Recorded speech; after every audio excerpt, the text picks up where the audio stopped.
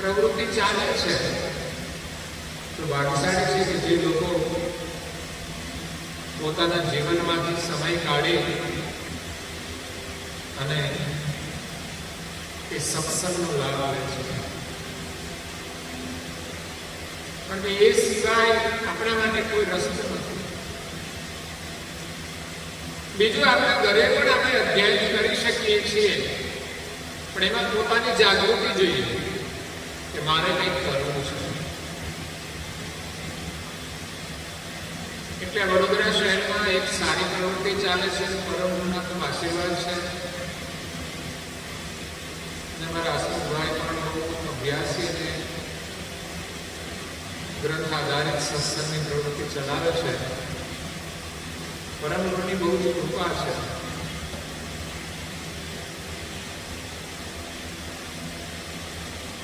અને શ્રાવણ માસની અંદર એક મહિનો સળંગ ગ્રંથ આધારિત કથા શ્રવણ કરવાનો લાભ મળતો હોય છે. એટલે મને તો કોઈ 2 દિવસ આવો તો મેં કીધું કંઈ ના કર્યું, પણ અહીંયા છે કે વાંધો નથી, નહીંતર તો તમારા માટે બહુ જ પ્યાસ રહે સત્સંગ સાંભળવાનો. બીજું અત્યારે ટેકનોલોજીના માધ્યમથી પણ શ્રવણ કરી શકાય છે, પરંતુ વર્તમાન જેટલો પ્રભાવ એનો પડતો નથી. કારણ કે વર્તમાનમાં આપણે આવ્યા એટલે આખી કથા સાંભળવાની જરૂર નહીં કરતી બાકી છે. જ્યારે મોબાઈલમાં તો કેવું કામ આવી ગયું, ફોન આવી ગયો, હવે બીજી વાતે ચડી જઈએ એટલે એમાં આપણે એકાગ્રતા નથી રહેતી. કે પરંતુ જે સંદેશ લઈને આવ્યા છે ગ્રંથમાં છે, જે દુનિયાના કોઈ ગ્રંથમાં નથી. 4 વેદ છે, પણ પરમ ગુરુના જ્ઞાનનો સિદ્ધાંત 4 વેદમાં મળતો નથી. તો પછી સમજવાનું કે એના પછીના તો બધા શાસ્ત્રો એમાંથી જ બનેલા છે, એનાથી નાના છે. એટલે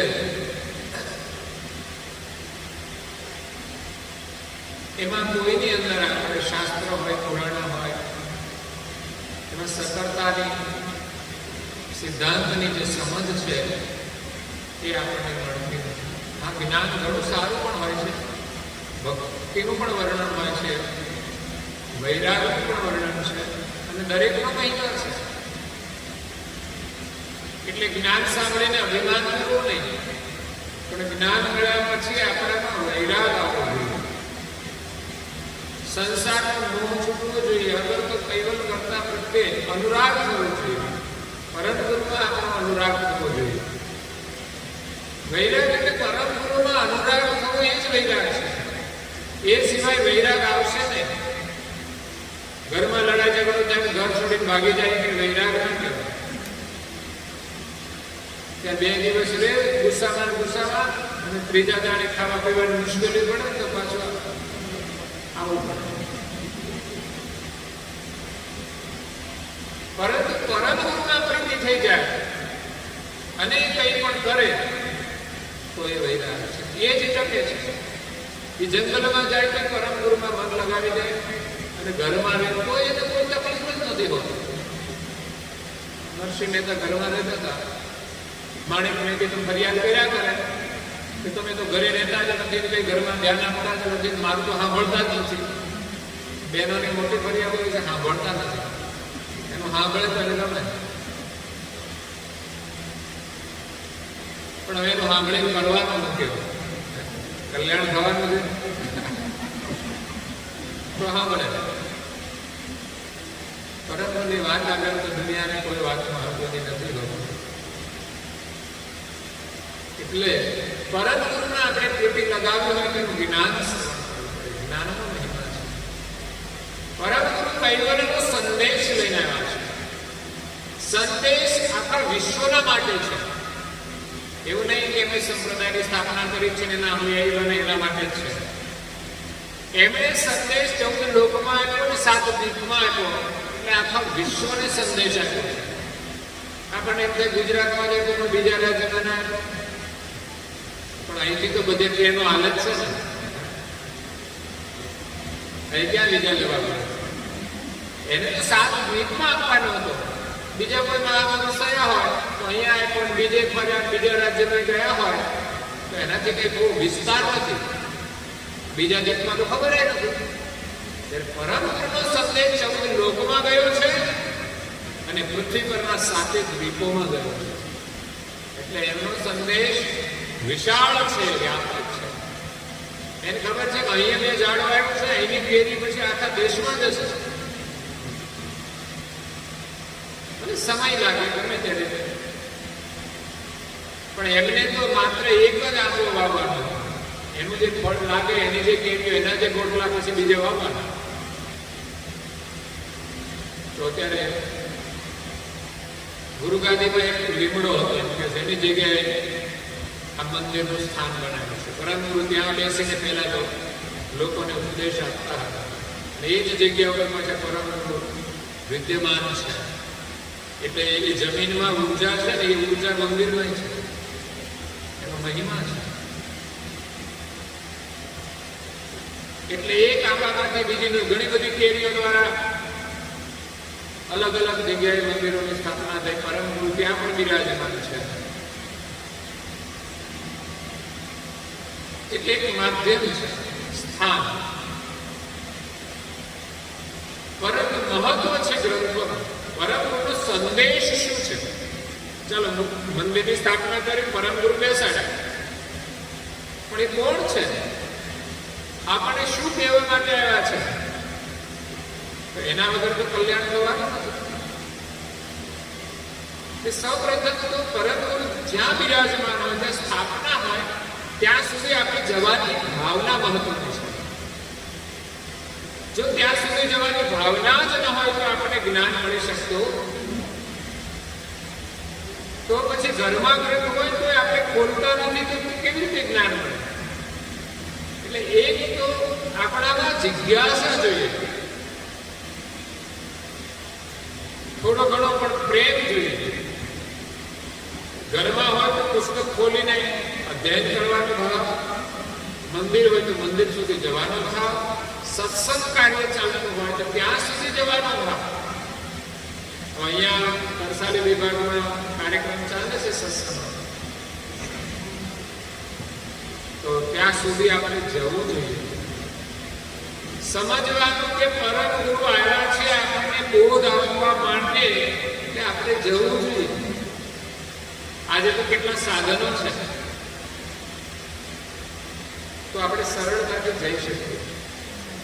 એ જ સાધનનો ઉત્તમ ઉપયોગ છે. બાકી તો કરવા માટે તો ઘણી ગાડીઓ કરે છે, માનવ શરીર પણ મળ્યા છે, શું કામ? પણ જેના દ્વારા સત્સંગનો લાભ મળે એ જ ઉત્તમ ઉપયોગ છે. એ જ સમય મહત્વનો છે. પરમ ગુરુનો સંદેશ આખા વિશ્વ માટે છે. એમનો ઉપદેશ એ જિજ્ઞાસુ માટે છે. એ આખા વિશ્વ માટે નથી. સંદેશ એ વિશ્વ માટે છે, પણ ઉપદેશ એ જિજ્ઞાસુ માટે છે. કોણ ગ્રહણ કરશે? આત્મો છે આખા વિશ્વને, એટલે જાહેર છે. એને કોઈ મર્યાદા અંદર બાંધ્યો નથી કે ભાઈ અમે બીજા કોઈને સંદેશ આપીશું નહીં. પરંતુ ઉપદેશ કોને મળે છે? જિજ્ઞાસુ મળે છે. દીક્ષા કોણ લે છે? જે જિજ્ઞાસા છે. અને ત્રીજો છે આદેશ. પરમ ગુરુનો આદેશ. ઉપદેશ તો કોઈ પણ લઈ શકે, આમ કટિબદ્ધતા નથી થઈ ગયો, દીક્ષા થઈ ગઈ. કથા પણ ઘણા લોકો સાંભળે છે, જિજ્ઞાસા હોય, પણ આદેશ તો કોઈના માટે હોય છે. જેની તૈયારી હોય આદેશનું પાલન કરવાની, નિયમ એટલે નિયમ, એ આદેશ છે. ક્ષણવાર માટે પણ એને ભૂલે નહીં. પરમ ગુરુના આદેશને ભૂલે, એને ભૂલીને એક કદમ પણ ના મૂકે. એ આદેશ કામ ક્રોધ મોહ દય અહંકાર હરક શોક વિમાન વિકાર શીલવંત લક્ષે વિશદી નહીં સો સાથે હરે હરિજન. એ મારા સાચા હરિજન છે. જો પંચ સો ચોરી ઓર હેરી હરિજન સો ઉન રહે મેરે. જીવ દશા દુઃખ રીતિ અલગ રહો દિન સે તજિત રીતિ. આ એમનો આદેશ છે. હુકમ વિના તો પાપ ધરી નહીં. પરમ ગુરુના જે આદેશને સ્વીકારે એની આજ્ઞા વિના એક પણ કદમ ન મૂકે. પછી પડીકી ખવાય તો કશું પીવાય તો નહીં. એમના હુકમ સિવાય ડગલું ના ભરી શકાય. તો પછી એક પણ ખોટું કાર્ય તો ન થાય, પણ ખોટું વિચાર. કારણ કે ખોટા કાર્યનો ઉદ્ભવ ક્યાંથી થાય છે? ખોટા વિચાર. અને ખોટા વિચાર ક્યાંથી આવે છે? ખોટા સંગથી. સંગનું બહુ જ મહત્વ છે. જેમ સંત દેવો રહે, સત્સંગ મળી જાય તો માણસ સુધરી જાય, અને પુસ્તક મળે તો બગડી જાય. આ મસાલાવાળા કેમ બગડી ગયા? એવા લોકોનો સંગ કરે. કે ઘરમાંથી શીખવવા નથી આવતું.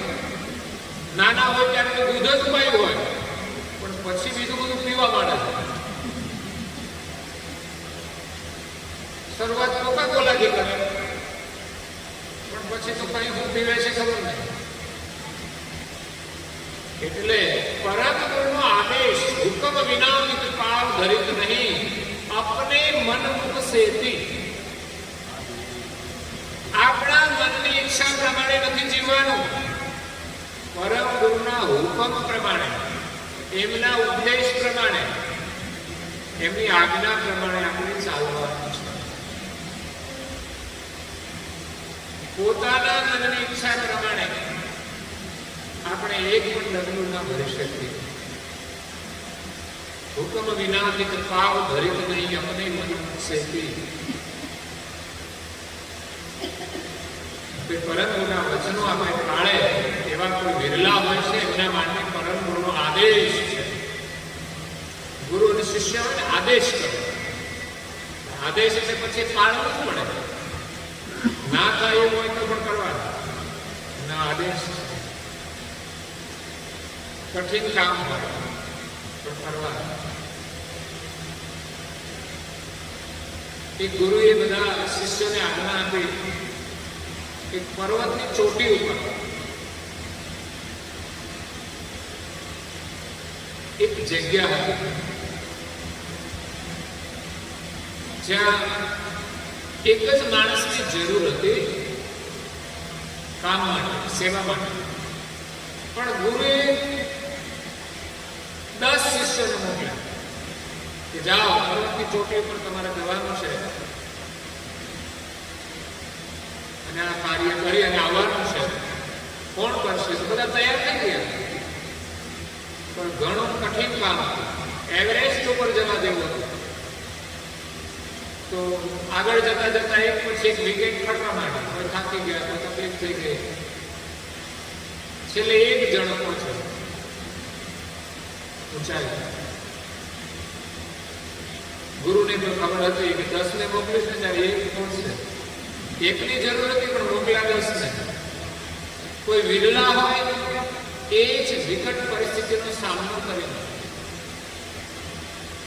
એ ત્યાં પહોંચી શકે છે, એમની આજ્ઞા પાડી શકે છે. જો પરમ ગુરુની આજ્ઞાઓ તો સરળ છે, પાડી શકાય એવી જ છે, પણ પ્રારંભમાં કોઈ કારણથી આપણે નથી પાડી શકતા. સામાન્ય તિલક કરવાનું હોય ને તો પણ આપણે બેદરકારી રાખતા હોઈએ કે સંકોચ થતો હોય. બાકી ક્યાં અઘરું કામ છે? પણ સંસારની ઉતાવળમાં રહી જાય, કઈ કારણથી ભૂલી જવાય.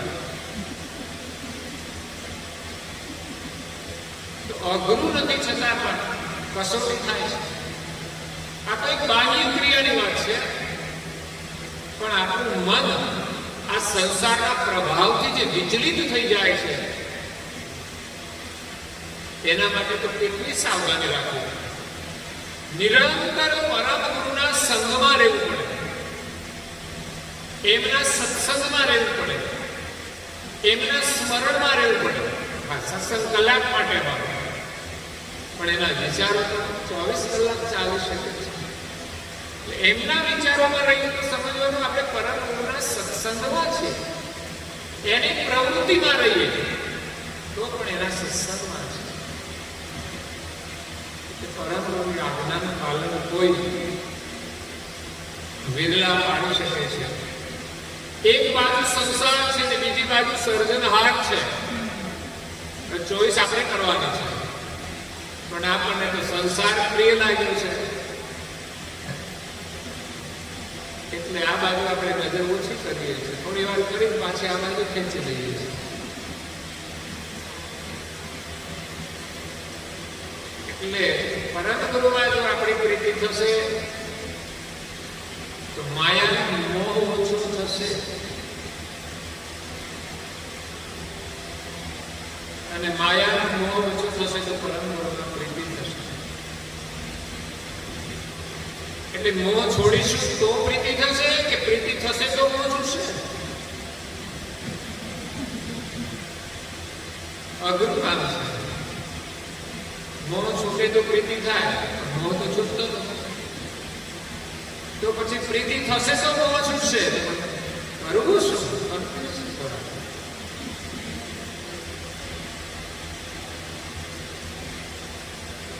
એટલે શરૂઆત થોડી કરો પરમ ગુરુના શરણમાં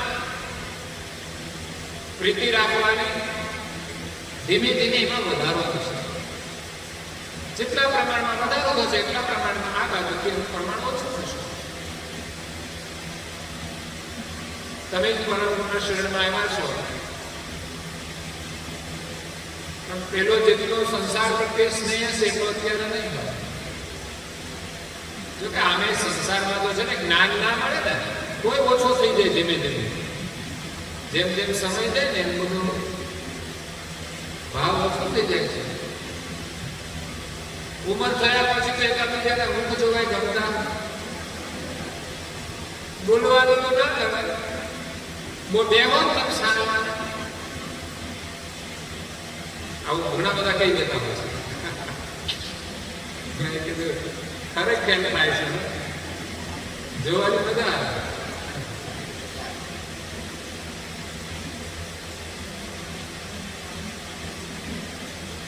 તો અહીંયા આપણે શરૂઆત કરીએ છીએ અગાઉ ગ્રંથની. પરંતુ હંસ સમ આવરણ, હંસ કૈવલ હંસ વર્ણન કરે છે. કૈવલ ધામની અંદર જે હંસો છે એમનું વર્ણન કરે છે કે પાદ કરુણામય કરતા ત્યાં વિરાજમાન છે, જેનું ધ્યાન ધરવાથી અગણિત પાપો ક્ષય થઈ જાય છે, નષ્ટ થઈ જાય. એટલે પાપને નષ્ટ કરવાનું શ્રેષ્ઠ સાધન એ ધ્યાન છે, જ્ઞાન છે. તો કૈવલનું ધ્યાન કરવાનો કેટલો લાભ છે. પાપ ઓછા થાય, આપણું મન નિર્મળ થાય તો પણ એના શરણમાં લાગે છે. ત્યાં કોઈ દુઃખ નથી એવું નિર્ભય રાજ છે. અને મહાન પુરુષોનો ત્યાં સમાજ છે. ત્યાં તો જેવા તેવાને પ્રવેશ મળતો નથી. અગણિત પ્રકારના ત્યાં નિર્ભય એવા છે, કારણ કે ત્યાં બીજો કોઈ મત નથી, એક જ મત છે, એકમાત્ર કૈવલ. અને કૈવલના દર્શી અહીંયાથી જે કોઈ કૈવલનું ભજન કરીને કૈવલ ધામમાં ગયા છે, અગર તો મને લાગે છે કે કંઈ કદાચ સંસારમાં આવ્યા છે તો કંઈક રાખ્યા છે તમે બોલે ત્યાં કોઈ હોય છે, ખબર નથી. તો એ કૈવલ્યનું દર્શન કરનાર જે અંશો છે એ સિવાય બીજું કંઈ જ નથી, કોઈ મત જ નહીં. અહીંયા તો કેટલા મત, કોઈ કે મારે ટીવી જોવું છે, કોઈ કે મારે બજારે જવું છે, કોઈ કે મારે આમ જવું છે. ત્યાં માત્ર એક જ કૈવલ્ય બિરાજમાન છે અને કૈવલ્યનું દર્શન કરનાર અંશો છે, એને બીજું કોઈ કામ જ નહીં. તો કે દુનિયાનો જે કોઈ આનંદ છે ને એ બધો જ એમને કૈવલ્યના દર્શનથી મળે છે. અદ્ભુત નાદનો અનુભવ પણ એમાંથી થાય, મેવાનો સ્વાદ પણ એમાંથી જ મળે, અને આ જગતની જે અદ્ભુત રચના છે એનું દર્શન પણ એની અંદર જ થાય છે.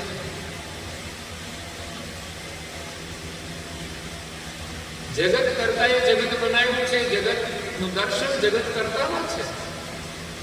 અને ત્યાં તો દિવ્ય દર્શન હોય, અહીંયા તો સ્થૂળ દર્શન છે.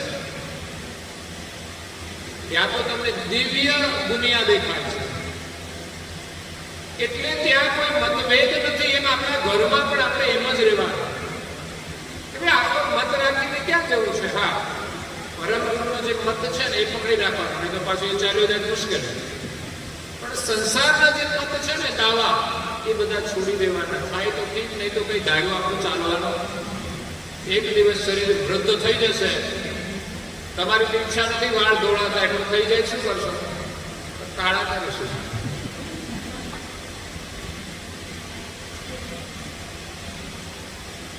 વૃદ્ધ શરીર થઈ જાય તો શું કરશું? તો જેક મારીશું. ગમે તેમ કંઈક તો કરવું પડશે ને, એ સિવાય કંઈ થાય નહીં આપણે.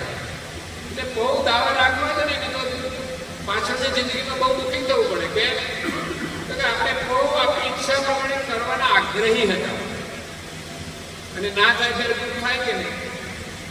એટલે થોડું સરળ બનવાનું, કે બધું આપણું ધાર્યું નહીં થાય. એટલે ઘરમાં કોઈ કલેશ નહીં, કોઈ મતભેદ નહીં, શાક પાડીએ બધા સમજીને હળીમળીને કરીએ. ઘરમાં એટલું જાણવાનું કોની સમજ વિશેષ છે. કદાચ નાના બાળકની સમજ પણ વિશેષ હોઈ શકે. આજે હું જોઉં છું મોટા લોકો મસાલા ખાય, નાના છોકરા ક્યારે ના ખાવા. કોની સમજ વિશેષ કહેવાય? તો એમની સમજને આપણે સ્વીકારવી જોઈએ, માનવી જોઈએ. તો આપણે પરિવાર સાથે સુખી રહીશું. ઘરમાં દરેકને ઓળખો અને જેની પણ સમજણ સારી હોય બધાને ગ્રહણ કરો. પણ જેની પાસે સમજણ નથી ને સમજતા જ નથી, બસ હું કહું એમ જ થાય, એટલે હેરાન થાય, બીજું કઈ ના થાય. કારણ કે તું કામ જ હેરાન કરતો હોય તો શું થાય? તો હારા માણસની વાત માની એટલો ઘરમાં સુખ આવે. એટલે કૈવલ્ય ધામની અંદર દુઃખ જ નથી. અહીંયા આપણે ફરિયાદ કરીએ, ભગવાન અમે દુઃખી છીએ, દુઃખ લઈ લો, પણ કે અહીંયા આવી જાય. પણ અહીં આવું નથી. ત્યાં એને સુખી થવું કેમ થવાય? સંસારમાં એક તો આપણી ઈચ્છા પ્રમાણે રહેવું છે, અને પાછું દુઃખી થવું નથી. કેમ લેવું પડે? આપણી બધી જ ઈચ્છાઓ છોડી દો તો કોઈ દુઃખ જ નથી. છે દુઃખો બધા ઈચ્છામાંથી દુઃખા થયા છે.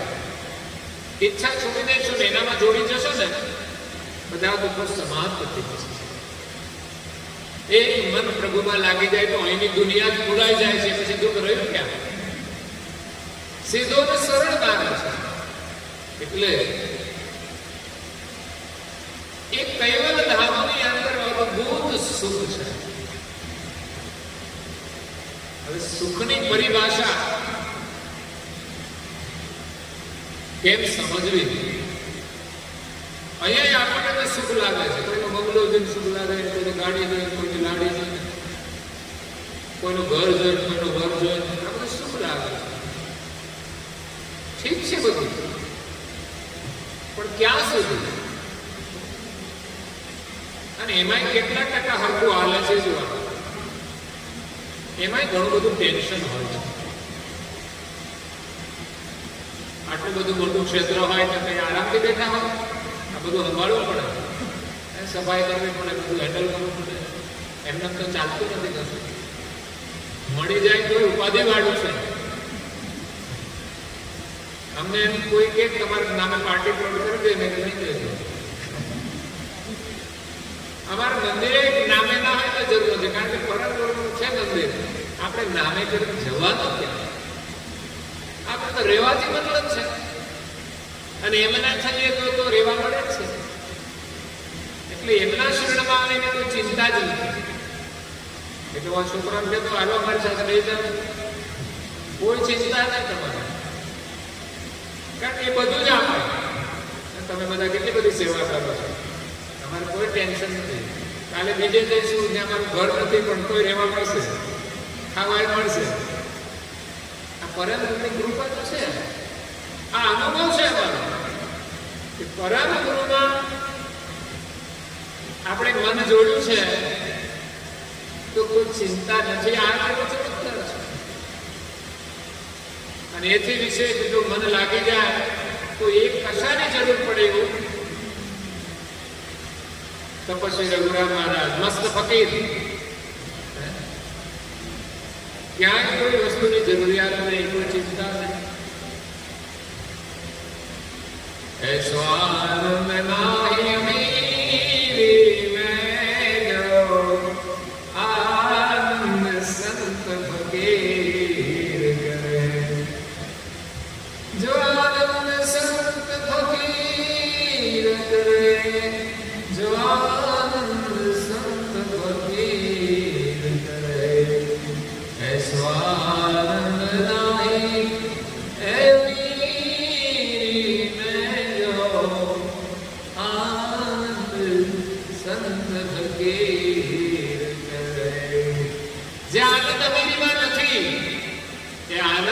ફકીરીમાં છે. કોઈ અમીર આપણને આનંદ ન આપી શકે, આનંદ કોઈ ફકીર તમને આપી દે છે.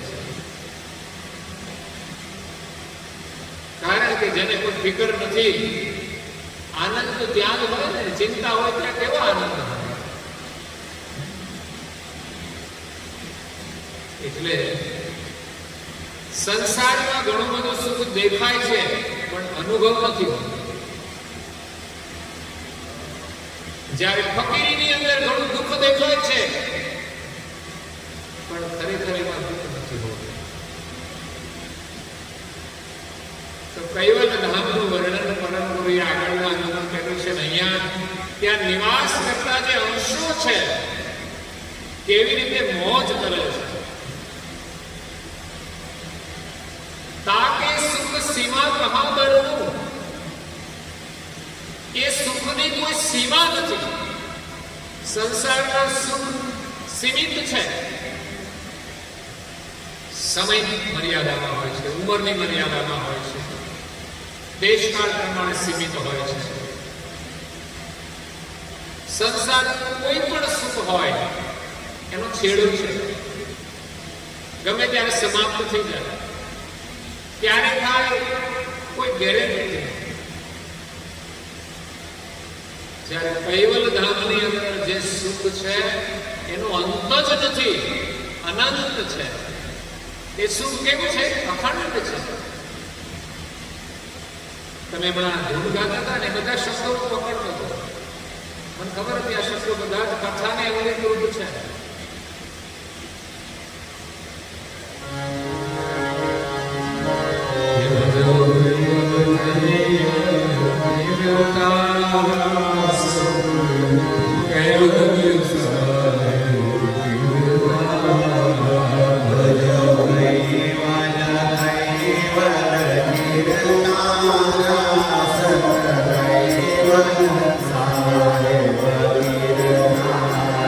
Hey,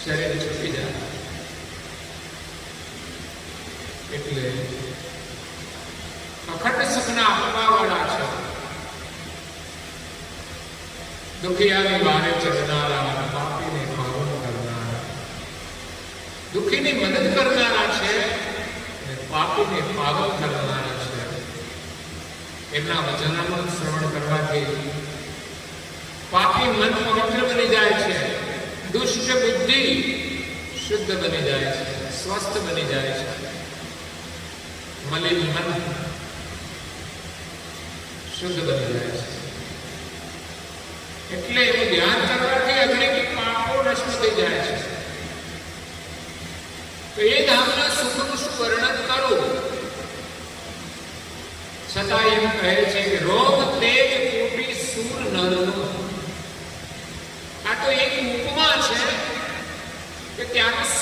કેવું?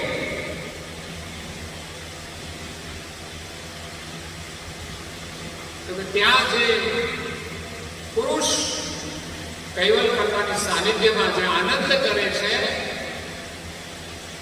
એનું તેજ એક રૂવાટું હોય ને, રૂવાટું. આપણે ઉપમા એની છે, ત્યાં કોઈ શરીર નથી, કોઈ રૂવાટા નથી, પણ એક શરીર હોય એનું એક રૂવાટું હોય. એક રૂવાટામાંથી કરોડો સૂર્યનું તેજ નીકળતું હોય એટલું એનામાં તેજ હોય છે.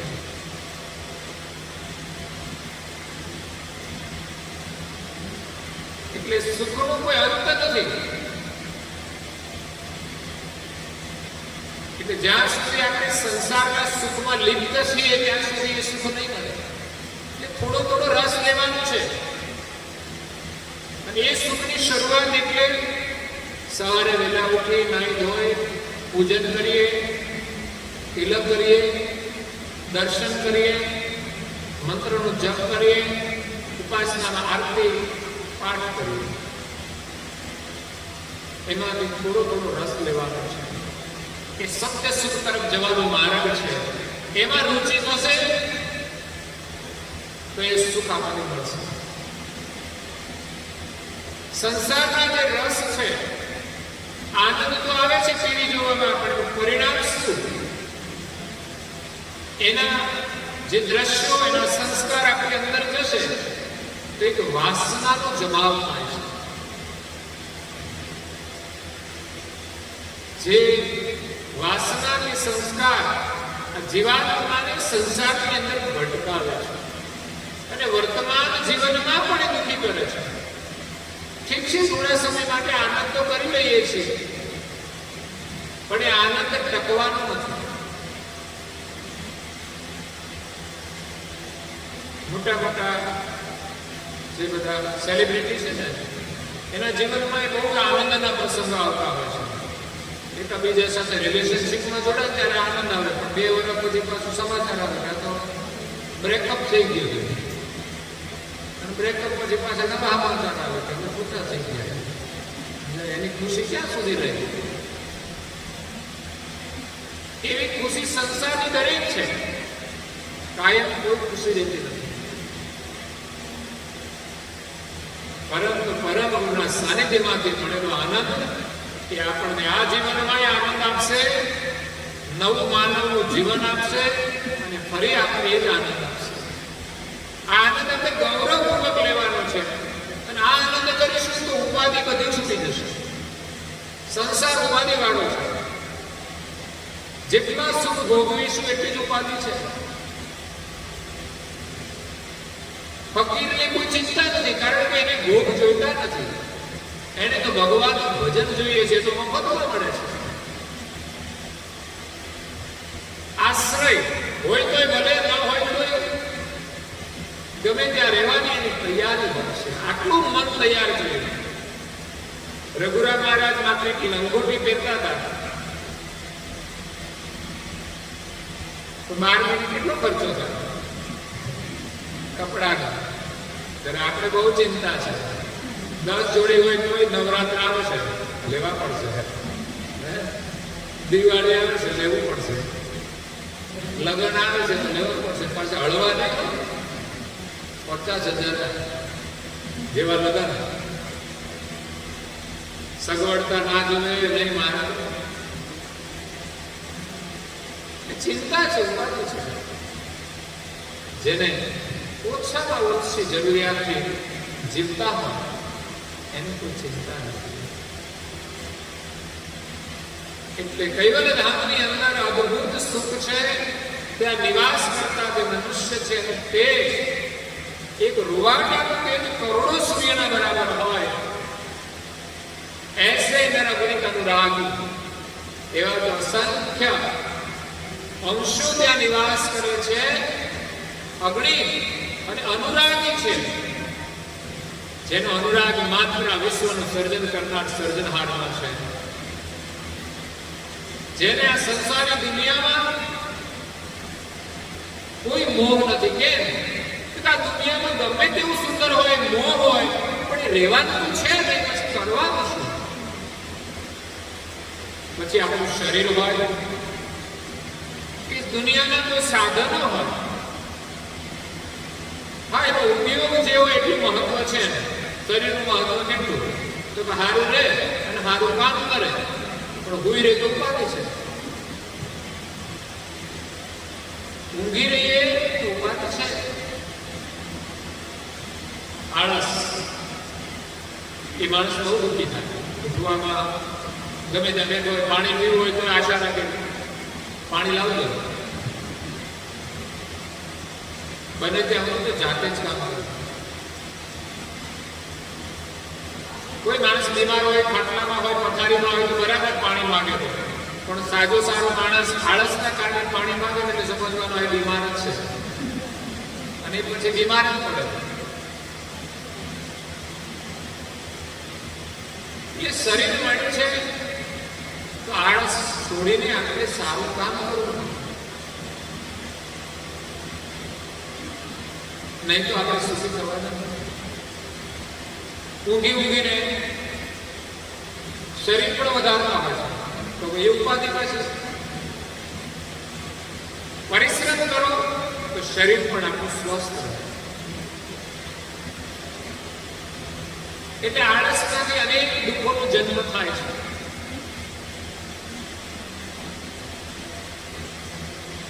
આળસ એ પાપનું ઓછીનું છે, ગાંધી બાબાનો વિચાર છે અને વાત સત્ય હશે.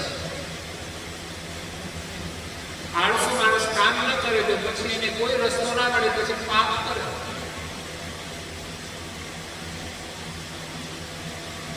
એટલે કૈવલ ધામની અંદર એવા અંશો છે કે કૈવલ કર્તાની સાથે અનુરાગ રાખે છે.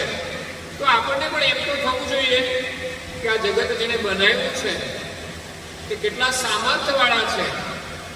આપણને જેને બનાવ્યા છે તો એનામાં આટલું બધું સામર્થ્ય છે તો કમસે કમ એને યાદ કરીશું ને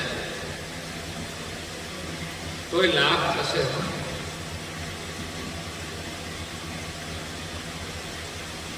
વેટર ભલે વેટરનું કામ કરે પણ હારી સેવા આપે ને તો વેટરને થોડું શું આપે, ટિપ્સ આપે, એ લાભ તો થાય. ભગવાન આપણને ટિપ્સ મોકલે તો ઘણું છે, પણ એનું ભજન કરે ને એને તો એનું સાનિધ્ય મળી જાય છે. એ જ એક પ્રકારે આપણા ઘરમાં જે માતા પિતા હોય છે ને એના પ્રત્યેનો સંબંધ પણ એવો જ છે કે જે મા બાપ દીકરાઓને જન્મ આપે, એની સેવા કરી અને મોટા કરે, કેટલું યોગદાન છે. જે વ્યક્તિ એમના બીજા કોઈના માટે યોગદાન ન આપે એટલું યોગદાન બાળકો માટે આપે. ઘરવાળા આમ થઈ જાય, તમે કે આમ બધું નહીં થાય, છોકરા કેમ કરે છે અને મોટા કરે છે. પણ મોટા થયા પછી બાળકોને એનો અહેસાન યાદ રાખવો જોઈએ કે મા બાપનું આપણા માટે કેટલું યોગદાન છે. એ વિવેક કરે ને તું જે ભગવાનનો વિવેક કરી શકે કે ભગવાનનું યોગદાન આપણા માટે કેટલું છે. આ બધું કંઈ આપણાથી હાલતું નથી ને આપણાથી થતું નથી અને એનું અભિમાન હોય ને તો એ માણસ એવી મુશ્કેલીમાં ફસાઈ જાય ને ત્યારે એને ખબર પડે કે ના આપણાથી કશું થતું ઉપરવાળો છે. તો અગણિત એવા અંશો છે કૈવલ કર્તાની સાથે અનુરાગ રાખીને અખંડ સુખ માણે છે. ત્યાં માત્ર એક કૈવલ પ્રત્યે અનુરાગ છે બસ, અને એમને જોયા કરે છે, દર્શન કરે છે. ભરપૂર સુખ છે. આપણને એમ માનો ટીવીમાં સુખ છે. તમે ટીવી ઉપર તમે 24 કલાક બેસશો, ચાલો ટીવી તમને સુખ આપે છે તો તમારે ક્યાં ખાવાની જરૂર છે, કશું કમાવાની જરૂર છે, ખાલી ટીવી જ કરવાના તો બેસીને 24 કલાક ઊંઘ આવે તો ઊંઘી જાવ, જાગો તો સીધા ટીવી ચાલુ કરી દેવાનું. પણ ના, એવું નથી. એમાં શું એ તો આપણે માન્યું છે થોડા સમય માટે મળે છે, આપણે વધુ સમય જોઈએ તો એમાં કંટાળો આવે છે, બંધ કરો. આ તો હવે જાજુ ચેનલો આવે એટલે લોકો ઘડીકા દો ને ફેરવા કંટાળી પાછું મૂકી દે. જ્યારે તપસ્વી રઘુરામ મહારાજને ધ્યાનમાં સુખ મળ્યું, બેઠા બેઠા તો 12 વર્ષ નીકળી ગયા તો ખબર ના પડે. વિચાર કરો કેમ રહેતો હશે. આપણને ક્યાંય સંસારમાં સુખ નથી મળતું કારણ કે આપણે ક્યાંય બેસતા નથી. જ્યાં સુખ છે ને એને આપણે છોડવું ના પડે. સંસારમાં માત્ર ઘડીક વાર માટે જ સુખ મળે છે. ઘડીક થાય તો અભાવ આવી જાય, મજા નથી, છોડી દે. એટલે સંસારનું સુખ કેવું છે આપણે આ રીતે મૂલ્યાંકન કરીએ તો ખબર પડે કે ના, ખરેખર ટીવીમાં એટલું સુખ નથી. જ્યારે પરમ ગુરુના દર્શનમાં પ્રીતિ થઈ જશે ને તેમાં સુખ મળશે. તમારે ક્યાંય જવું નહીં પડે, ક્યાંય જોવું નહીં પડે. પરમ ગુરુને ભૂલીને તમને ભૂખ પણ નહીં લાગે, કશું યાદ નહીં આવે. એ સાચું સુખ છે. ઠંડી ને ગરમી પણ ન લાગે. બાકી અહીંયા તો આપણું સુખ ઠંડી ગરમી વાળું છે. ઉનાળામાં થોડી ઠંડક મળે તો ગમે, અને ઠંડકમાં થોડી ગરમી મળે તો ગમે, પણ ના મળે તો તકલીફ છે. એ સુખ ક્યાં સુધી રહેવાનું? આ તો બધું નકલી સુખ કહેવાય. જ્યારે કૈવલનું ધ્યાન કરો, બહાર ભલે ઠંડી હોય કોઈ ઠંડી ના લાગે. વિચાર કરો, એકનું એક સાધન તમને બધું જ સુખ આપે. ત્યારે દુનિયામાં સુખ માટે બધા સાધનો જુદા. શિયાળામાં તો હીટર જોઈએ, ઉનાળામાં તો કુલર જોઈએ, એસી જોઈએ, અલગ અલગ સુખ. ભૂખ લાગે તો જુદી જુદી વ્યવસ્થા જોઈએ, જુદી જુદી આઈટમ બનાવવા માટે પછી કેટલી દુકાન ઊભી કરવી પડે. જ્યારે કૈવલ કરતાનું ધ્યાન કરીને બધું સુખ મળે. રઘુરામ મહારાજે ધ્યાન કર્યું તો ના એને ભૂખની કોઈ ચિંતા રહે, ના કોઈ ઠંડીનું દુઃખ રહ્યું, ના કોઈ ગરમીનું દુઃખ રહ્યું, ના ચોમાસાનું દુઃખ, કોઈ દુઃખ જ નહીં. ના શરીરનું કોઈ દુઃખ, ના કોઈ બીમારી, કોઈ જ દુઃખ નહીં. એવું સુખ છે. સુરત નુરત કૈવલ પદ પાગી, ત્યાં જે કૈવલ ધામમાં જે અંશો બિરાજે છે એની સુરતા અને મૂર્તા કૈવલની અંદર લાગી ગઈ છે, એના અનુરાગમાં છે.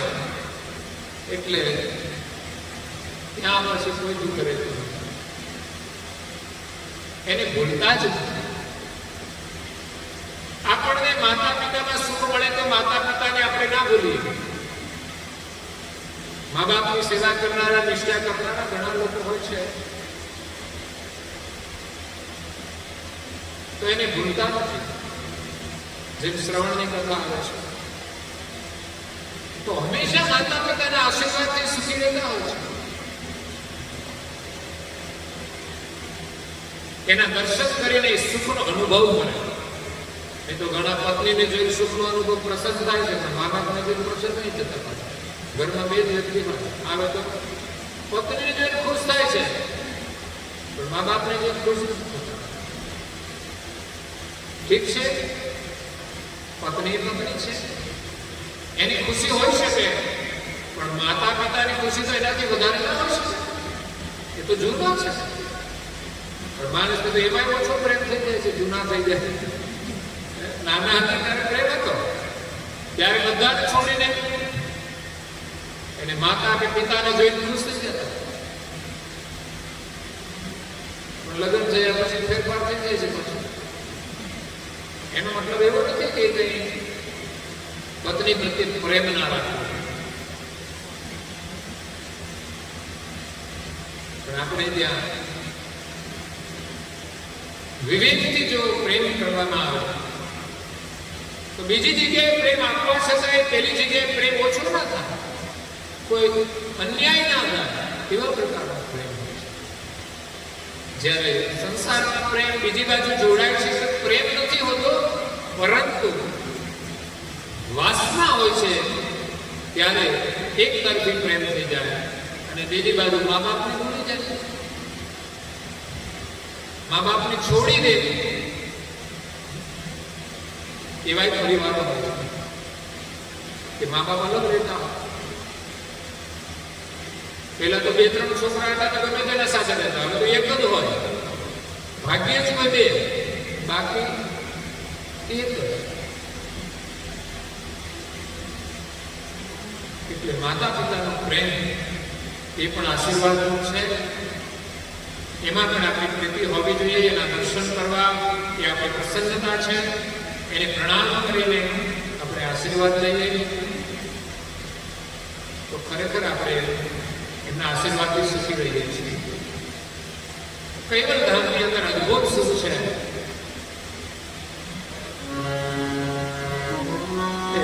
પુરુષ સામર્થ્ય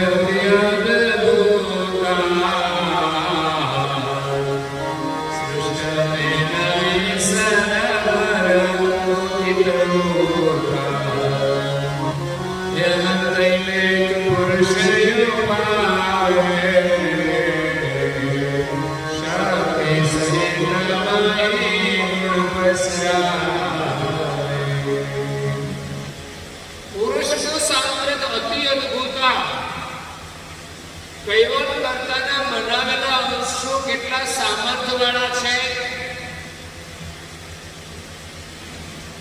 તો કે ત્યાં જે પુરુષ બિરાજે છે એનું સામર્થ્ય અને શક્તિ અત્યંત અદ્ભુત છે, અતિ અદ્ભુત.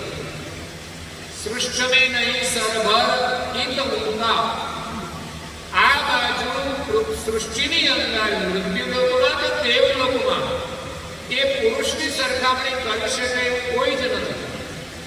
ન બ્રહ્મા કરી શકે, ન વિષ્ણુ કરી શકે, ન મહાદેવ કરી શકે. એટલું સામર્થ્ય કૈવલ્ય ધામની અંદર નિવાસ કરતા અંશોનું છે. કારણ કે દુનિયાની અંદર એના અંશો જે પ્રકૃતિના પ્રદેશમાં છે એટલે એનું સામર્થ્ય સીમિત થઈ ગયું, મર્યાદિત થઈ ગયું.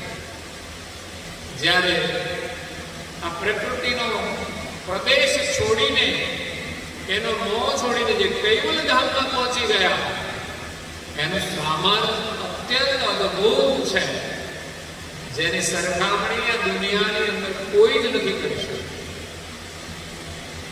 દુનિયામાં ઘણા મહાન પુરુષો થયા છે, સામર્થ્ય વાળા હોય છે. આ જ ગ્રંથમાં પરમ ગુરુએ આગળ સામર્થ્યતાનું વર્ણન કર્યું છે. અજયપાલ રાજા બલવાન, અજયપાલ નામનો રાજા બહુ બળવાન હતો. કેટલો બળવાન કે રાવણ જેવો એને ત્યાં ખંડણી કરતો, બહુ બળવાન રાજા. પરંતુ કૈવલ્ય ધામની અંદર જે અંશો છે ને એની અંદર એટલું સામર્થ્ય છે, એટલું સામર્થ્ય જગતમાં કોઈનું નથી. કેટલું સામર્થ્ય તો કહ્યું અનંત ઈંડ એક પુરુષ ઉપાવે. અનંત ઈંડ, આ એક બ્રહ્માંડ છે, એક ઈંડ છે. એવા તો અનંત ઈંડોનું સર્જન એક અંશ કરી શકે એટલું સામર્થ્ય કૈવલ્ય ધામની અંદર નિવાસ કરતા અંશોની અંદર હોય છે. તો એ જ સામર્થ્ય આપણામાં છે, પણ ક્યારે આવશે તો કૈવલ્ય ધામમાં જઈશું ત્યારે. અહીંયા આ શરીરને લઈને આપણે બધું સામર્થ્ય ભૂલી ગયા છે. ઘણી વાર માણસ યાદ શક્તિ ભૂલી જાય છે. હતી રીતે ભૂલાઈ જાય, સમય જતા ભૂલાઈ જાય છે, ઉંમર થાય છે ભૂલાઈ જાય છે, કંઈક ચોટ લાગી જાય ને તો પુરાની યાદ ભૂલાઈ જાય છે. એમાં શરીર ધારણ કર્યું અને શરીર સુખની આસક્તિમાં બંધાઈ ગયા એટલે આપણે આપણું સામર્થ્ય ભૂલી ગયા છે. ખરેખર દરેક અંશોની અંદર કરતા માલિકે એટલું સામર્થ્ય આપ્યું છે કે એક એક અંશ અનંત ઈંડોનું સર્જન કરી શકે. અને શક્તિમાં ગુણ પસરાવે. જેમ એક નિરંજન પુરુષ, એક શક્તિ અને એની અંદર 3 ગુણ, એનાથી આખી સૃષ્ટિનો વિસ્તાર થાય. જેમ આપણે ઈંડમાં રહ્યા છીએ એમાં એક નિરંજન છે, એક આદ્ય શક્તિ, અને આદ્ય શક્તિની 3 ગુણ બ્રહ્મા વિષ્ણુ મહેશ, અને એ સૃષ્ટિનો વિસ્તાર કર્યો. તો ગુણનું સર્જન પણ એ કરી શકે છે, દેવોનું સર્જન પણ એ કરી શકે છે. એટલું સામર્થ્ય એ કૈવલ્ય ધામની અંદર વસતા અંશોનું છે, અને ત્યાં એવું અખંડ સુખ છે. પણ આ ક્યારે મળે અંશોને? આ સામર્થ્ય ક્યારે આવે? તો કર્તાની સાથે એકતામાં હોય તો આવે. એનાથી અલગ રહે તો આવી શકે? ત્યાં તમે એનાથી કંઈ પણ અંતર રાખવું સામર્થ્ય નથી, પણ એની અખંડ એકતામાં રહો તો તમારામાં એ સામર્થ્ય છે કે તમે અનંત ઇન્દ્રિયોનું સર્જન કરી શકો. એટલે મારી દૃષ્ટિએ તો સામર્થ્ય કર્તાનું જ છે. કર્તાની એકતામાં જ સામર્થ્ય છે. એટલે અંશોની અંદર એનું સામર્થ્ય એટલે કર્તા નથી બની જતા, અંશ જ રહે છે, પણ એનો અધિકાર હોય છે એક કાર્ય કરી શકવાનો. કરતા નથી કશું, પણ એટલા સામર્થ્ય વાળા બની જાય છે. જે કામ કરતા કરે છે એવું સામર્થ્ય એનામાં આવી જાય છે. મતલબ એ કર્તાની સાથે એકતામાં રહે છે. કોઈ વ્યક્તિ ધનવાન હોય પણ એની સાથે કોઈ એકતા કરે છે તો એનું સામર્થ્ય એને પ્રાપ્ત થઈ જાય છે. કોઈ અમીર હોય, રાજાનો રાજકુમાર હોય, એ ધનવાન છે, પણ કોઈ ગરીબની કન્યા એ સુંદર છે અને રાજકુમાર એને પસંદ કરે છે, એની સાથે એના લગ્ન થઈ જાય છે, તો એનું જે કઈ સામર્થ્ય હોય એ એને પ્રાપ્ત થઈ જાય છે. મિલકતનો અધિકાર એને મળી જાય છે. એમ કર્તાની સાથે આપણી એકતા થઈ જાય તો એનામાં જે સામર્થ્ય છે આપણને મળે કે ન મળે? મળી શકે છે. પણ આપણે કંઈ કરવાનું ન હોય. આપણને એમ ના થાય હાલો હું નવી દુનિયા બનાવું તો પાછો જુદા પડો તો કઈ નથી કામ. એકડા વગરના મીંડાનું કશું મહત્વ. જે મહત્વ છે એકડાનું, એક સર્જનહારનું. એના પાછળ જેટલા મીંડા લાગે ને એટલું મૂલ્ય વધે છે. આપણા જેવા મીંડા, આપણી કિંમત તો મીંડાની છે, પણ કર્તાની સાથે જો મીંડું જોડાય ને તો એનું મૂલ્ય 10 ગણું થઈ જાય. એટલે અંશનું વર્ણન કરે છે. આગળ કે છે પુરુષ કે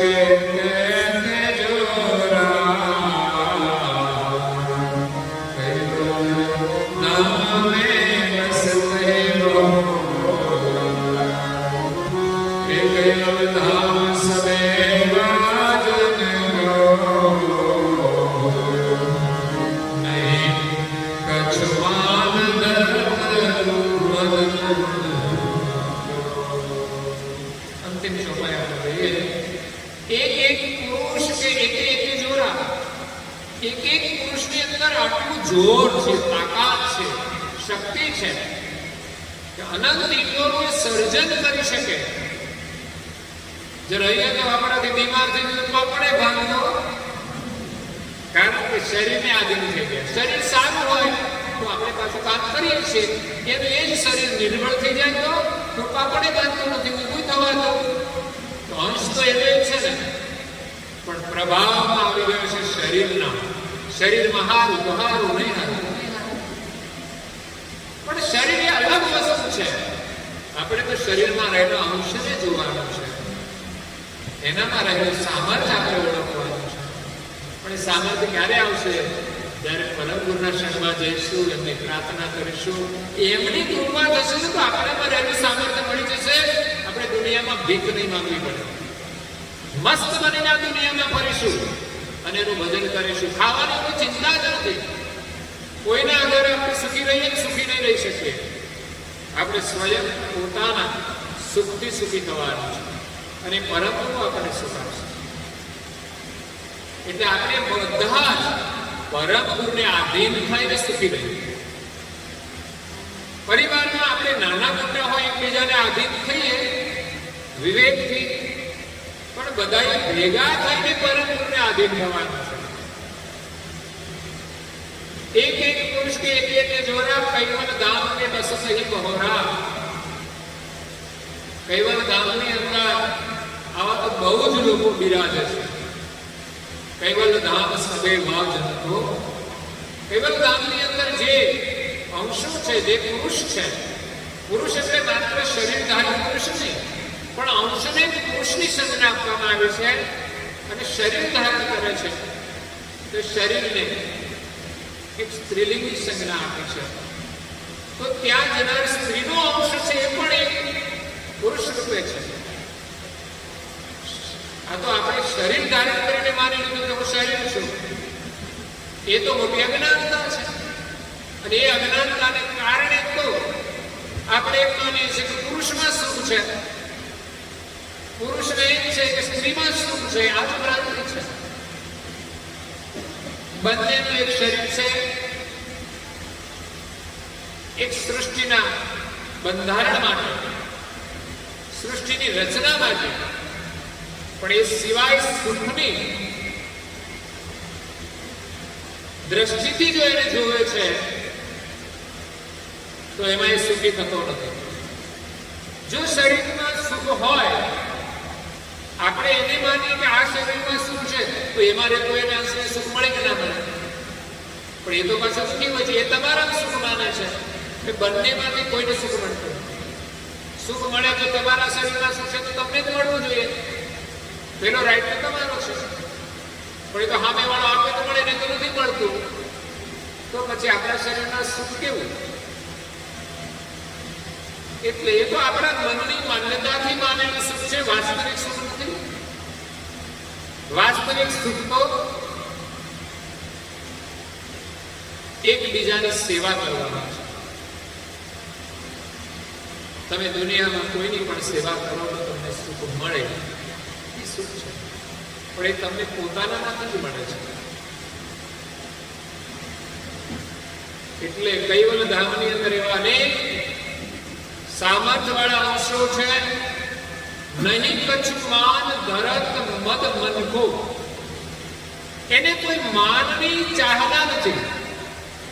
સંસારમાં તો પતિ અને પત્ની હોય તો પણ એકબીજાને માન જોઈએ છે. પત્ની કશું કહી દે તો પુરુષને દુઃખ થાય છે, પુરુષ કશું કહી દે તો પત્નીને દુઃખ થાય છે. અપમાન કરવું નહીં પડશે, નહીં તો કહે છે માન આને શું કરવાનું, તો પણ એને માનને નથી તો તમને કઈ કે માનથી તમને બોલાવશે, તમે પણ જેમ એ સ્વીકાર્યું એ સન્માન બધાનું કરવાનું, કોઈનું અપમાન નહીં કરવાનું. પણ કદાચ અજ્ઞાની કોઈ આપણું અપમાન કરી દે, છોડો. પણ કૈવલ ધામની અંદર તો અપમાનનો કોઈ પ્રશ્ન જ નથી, પરંતુ ત્યાં નિવાસ કરનારા અંશો એવા છે કે એને માનની અંદર ચાહના નથી. એ સમસ્યા છે. હા, તમે સારું કામ કર્યું તમને માન આપી જ લો, અને આપણે પણ સારું જે કરે એને માન આપવું જ જોઈએ, પણ વ્યક્તિગત રીતે આપણે અંતરમાં કોઈ ચાહના ન રાખવી જોઈએ કે અહીં જઈને આપણું માન ભરે. ચાહના હશે તો શું થશે કે આપણે રાખી હોય ઈચ્છા કે આટલું માન મળે 5 કિલો, પણ પેલા 1 કિલો આપે તો દુઃખ થાય. આપણે ચાહના રાખીએ કે આટલી દક્ષિણા મળશે પણ ના મળે તો દુઃખ થાય. એટલે સાધુ હોય એની માનની જેમ ચાહના નહીં, કોઈ પણ ચાહના ના હોય. એ પતિ અને પત્ની છે એવી કોઈ ચાહના નથી છે, જે સામેથી નથી મળતું તો દુઃખ થાય છે. એટલે કૈવલ ધામની અંદર આપણે જવું છે તો કોઈ માન નહીં અને કોઈ મદ પણ નહીં. મદ એ બહુ મુશ્કેલ છે. મદ છે ને ગમે તેનું ચડી જાય. જે વસ્તુ આપણે મેળવીએ, જે આપણામાં સામર્થ્ય આવે એમાં મદ હોય. જ્યારે કૈવલ ધામની અંદર તો કેટલા સામર્થ્ય વાળા અંશો છે કે જે જગતનું સર્જન કરી શકે, પણ છતાંય જગત કરતા બનવાનો એનામાં કોઈ મદ નથી. નહીં તો ભાઈ આટલું સામર્થ્ય આવી જાય પછી તો આપણે ના છૂટા પડી જઈએ, પણ ના, એ મદ નથી એટલે સામર્થ્ય છે. મદ રાખે તો કઈ જાય. અંશ તો અંશ છે અને અંશી તો અંશી છે, તો આપણને કઈ કરતાનું સામર્થ્ય અંશમાં આવે ક્યાંથી? કરતા એટલે અંશને એની અંદર સર્જન કરવાનું આપ્યું જ નથી. પણ છતાંય કૈવલ ધામની અંદર જે અંશો છે એનું વર્ણન કરે છે, એવા અંશો ત્યાં છે કે જગતનું સર્જન કરી શકે. એક ઇન્ડમાં એક એક શક્તિ અને ગુણનું સર્જન કરી શકે એટલા સામર્થ્ય વાળા. કહેવાનો મતલબ એ છે કે સર્જન નથી કરતા પણ એટલું સર્જન કરી શકે એટલું સામર્થ્ય છે. વર્ણન છે આ. સર્જન તો અંશી જ કરે છે.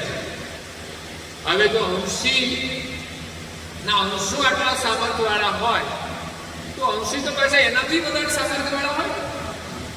એની પાસે અંશોનો અધિકાર હોય કે અંશોને સામર્થ્ય તો આપી દીધું, પણ એ પાછા મદમાં આવી જાય તો અંશીમાં એ સામર્થ્ય હોય છે કે એનું મદ ઉતારી દે. એટલે ત્યાં બધી જ વ્યવસ્થા છે. પણ આના અર્થને આપણે બહુ જ વ્યાપક રીતે સમજવો પડે. નહીં તો ઘણા લોકોને પ્રશ્ન ઉભા કરે કે ભાઈ આ અંશો બધા સર્જન કરી શકે આટલું બધું સામર્થ્ય વાળા, અને એક બાજુ તો પરમ ગુરુ લખે છે કે અંશોનો અંત અલ્પજ્ઞ છે, કે જે અલ્પજ્ઞ અંતથી નવું કઈ સર્જન થતું, પણ અલ્પજ્ઞ અંત સર્વજ્ઞ સાથે જોડાય તો સર્વજ્ઞની ગતિ એને પ્રાપ્ત થાય કે નહીં? થાય છે. પણ એ એની સાથે ભળીને જ રહે છે, પણ એ કશું કરતા અલગ થઈને કશું કરતા નથી. અલગ થયા તો કામ પતી ગયું. આપણામાં કોઈ સામર્થ્ય નથી. એ મા બાપનું જે સાનિધ્ય છે એનું સામાન એ સંતાનોની અંદર હોય છે, એના આશીર્વાદ હોય છે. એનાથી અલગ થાય ને તો સામર્થ્ય રહેતું નથી, ભલે પૈસા વાળો હોય. પણ આશીર્વાદ પત્ની ના આપી શકે, યાદ રાખજો. માં જ આપી શકે. પત્ની ગમે એટલી રૂપાળી હોય એ આશીર્વાદ ના આપી શકે, પણ આશીર્વાદ તો મા પાસે જ મળે છે. એટલે અહીંયા દિવ્ય પરમ ગુરુએ તો ઘણું બધું આગળ વર્ણન કર્યું છે, પણ આપણો તો પીરિયડ એ પૂરો થઈ જાય છે. તમારે ગાડી સારી છે કે ક્રમ બાય ક્રમ ચાલ્યા જ કરે છે, એટલે તમને એનો છેડો મળે. પણ અમારામાં તમને પાછું છેડો ના મળે કે આગળ શું. એટલે આજે અહીંયા ખૂબ આનંદ થયો. એ દિવસ માટે પણ આપણને પરમ ગુરુના કૈવલ ધામના દર્શન થયા છે. વર્ણન સાંભળતા આપણને એનું સ્મરણ થાય. આપણે જય વિધિ બોલીએ તેમાં શું છે? માત્ર શબ્દ જ નથી, પણ પંચ વિશેષણની જે બોલાય એટલે કર્તાના સાનિધ્યમાં આપણી સ્થૂળતા પહોંચે. આ બધું અહીંથી ભૂલાઈ જાય, પણ ત્યાં ના જાય તો અહીં પાછી ભૂલ પડી જાય. અહીં ભૂલા પડી જઈએ, ગમે ત્યાં પડી જઈએ, હાલતા હાલતા પડી જઈએ, કેમ કે ભૂલી ગયા. બાકી એને ના બોલીએ તો કશું ના વાંધો. કૃષ્ણ સ્વામી મહારાજની જય બોલાય એમ થાય કે કેટલું એનું સામર્થ્ય કેટલા ભાગશાળી કે પરમ ગુરુના ગુરુ ગવાનો એને સૌભાગ્ય પ્રાપ્ત થયું. પરમ ગુરુની જય બોલાય ત્યારે એનું દર્શન થાય. નારદાજીના હરાસની જય બોલાય ત્યારે એ પણ કેટલા ભાગશાળી પરમ ગુરુના કૃપાપાત્ર શિષ્ય, એમનું આપણે દર્શન કરીએ જય બોલીને. પછી ક્રમશઃ જય વિદ્યા અને છેલ્લે કૈવલ ધામથી જે આવે ત્યારે કઈ દાદા પહોંચી જવાનું. છેલ્લા જાણે જઈએ તો ખબર નહીં, પણ જ્યારે જ્યારે સ્મરણ થાય ત્યારે કૈવલ ધામની સ્મૃતિ કરવાની છે. અને એ જ સ્મૃતિ, એ જ ચાહના આપણને કૈવલ ધામમાં લઈ જશે. પછી એમ થાય કે અહીંયા તો રહેવાનું કેટલું હોય, જ્યાં સુધી રહીએ ત્યાં સુધી, બંગલો હોય કે ઝૂંપડો હોય, જ્યાં સુધી રહીએ ત્યાં સુધી રહેવાનું. ઝૂંપડું છોડવાનું, બંગલો છોડવાનો, પણ માયાને મોહ રાખે છે તો દુઃખી થઈને છોડવાનો. અને મોહને મમતા ના હોય તો આપણું તો કશું છે નહીં. આપણે વારસામાં મળ્યું હોય કે આપણે ઉપાર્જન કર્યું હોય, આગળ છોડવાનું અને પાછળની પેઢીને આપણે જતું રહેવાનું છે. એટલે આ જે મળ્યું એ ભગવાનની દયા છે. બધાને નથી મળતું, આપણને મળ્યું છે વ્યવસ્થાના રૂપમાં, ભગવાનની દયા છે. તો એને કેમ યાદ ન કરવું, એનું સ્મરણ કેમ ભૂલ્યું? એ રીતે આપણે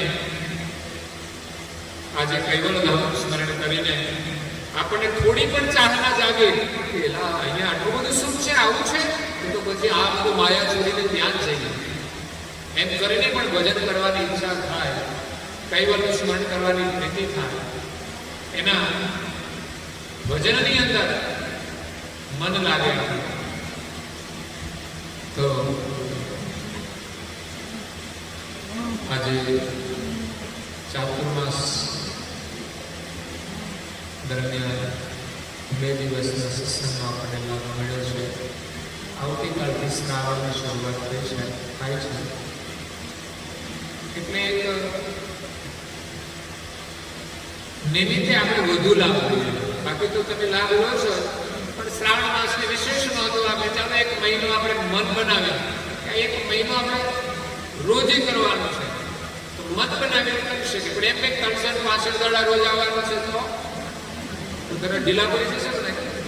પણ અરજણસુર ગામની અંદર 365 દાડા 1 કલાક સત્સંગ ચાલે અને મહિલાઓ ચલાવે છે.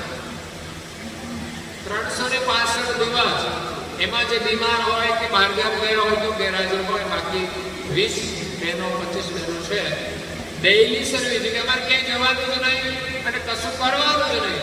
અમારા જીવનનું રૂટિન કાર્ય એટલે સાંજે 9 થી 10:30 મંદિરમાં ગ્રંથ વાંચન. અને વાંચે આવી રીતે એક ચોપાઈ વાંચે, ટ્રાન્સલેશન વાંચે અને સમજાય પછી જ આગળ આવવાનું, નહીં તો નહીં આવવાનું. કઈ ગૂંચવણ થાય તો મંથન કરવાનું, છતાંય ના સમજાય તો પેન્ડિંગ રાખવાનું. તો ચિંતન કરીને અધ્યયન કરે છે. ખાલી સમજાય ને વાંચી જવું એવું નહીં. તમે મંથન કરો, કોઈને પણ ન સમજાય તો રજૂઆત કરે તો એની ચર્ચા થાય. એટલે 365 દિવસ કરવાનું થાય તો પણ આપણે તૈયારી હોવી જોઈએ. એવું ને પહાડ ગાડા કરવા પતી ગયું કામ એવું ગમા ના પહોંચે. હા, ધીમે ધીમે વધારે થાય, પણ ત્યાં એવો સંજોગ છે તો એવી રીતે કરે છે. કામ તો એમને પણ છે,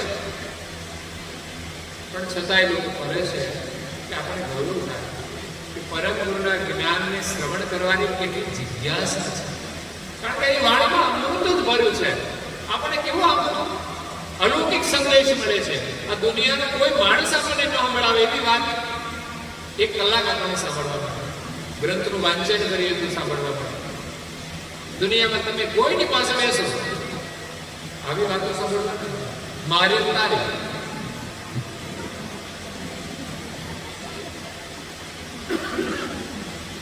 મારું ને તારું એ માયાનું મારું, મોહમાં મરણ બગાડશો નહીં, કાલનો વાયદો કરશો નહીં, ભજન કરવાનું ભૂલશો નહીં. મોજ તો એવી છે ને કે ઘડિયાળે ભૂલી જાય. કથા કરવાની મજા જ છે. પૂછો, સાંભળવાની મજા ઓછી, એમાં આપણે ઉગાવવા માટે, પણ કથા કરવાની મજા છે. ખરું ને? 1.5 કલાક જાય તો ખબર ના પડે. સાંભળવા વાળા કલાક થાય ને ખબર પડી જાય કલાક થઈ ગઈ.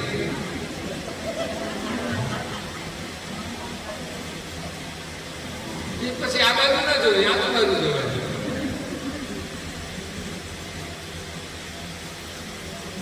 એ તો સીધી જ વાત છે. એક ગ્લાસ હોય ને ગ્લાસ દૂધ રેડી એટલે ભરાય છે, એટલે વધારે તો બહાર જ છે. એક ગ્લાસનું કટોરું હોય ને, આ પી જાય, બીજા દિવસે આવે ખાલી કરી પછી બીજું. પણ આપણો વાતોનો ટોપલો મોટો પાછો, આખો દિવસ નાખો તો ખાલી જ રહે. અને જ્ઞાન છે ને ત્યાંનો નાનો છે, કલાકમાં ભરાય જાય. પણ આનંદ છે કલાકમાં તો આપણે 24 કલાકની ઉર્જા લઈ લઈએ છીએ. અને આખો દિવસ વાતો કરીએ તો એ આપણે ઉર્જા ના મળે.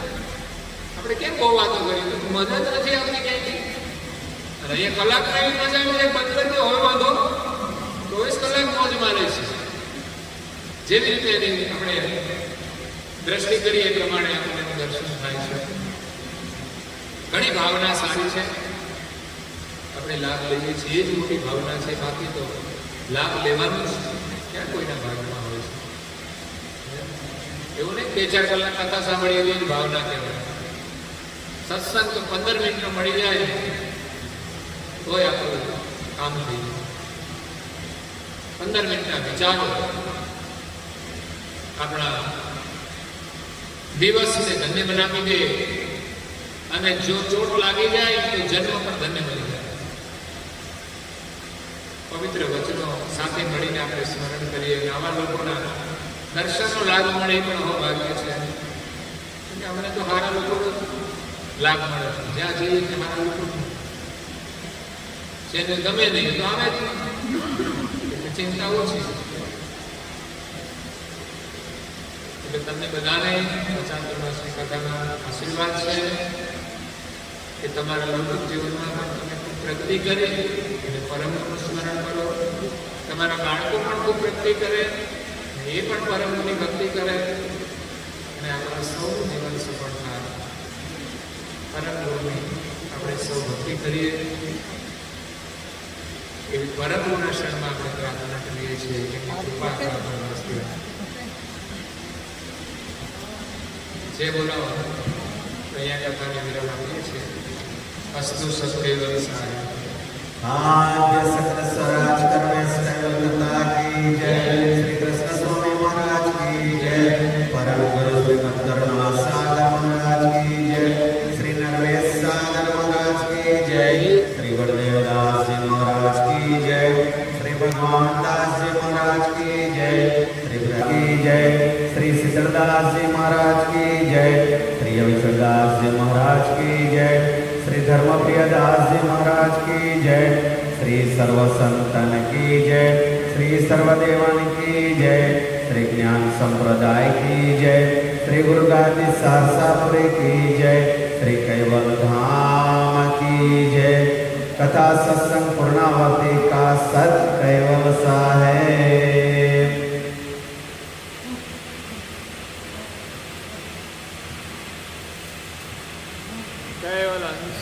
सत्कैवल साहेब सत्कैवल साहेब सत्कैवल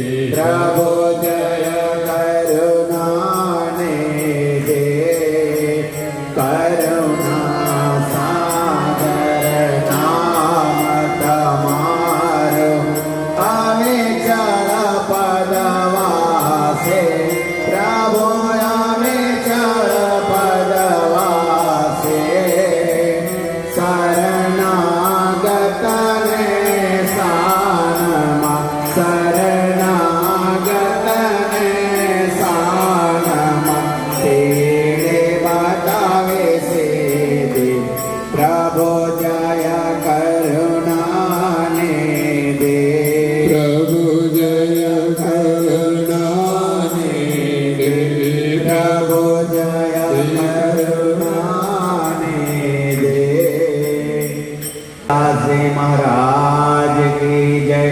श्री धर्म प्रिय दास जी महाराज की जय।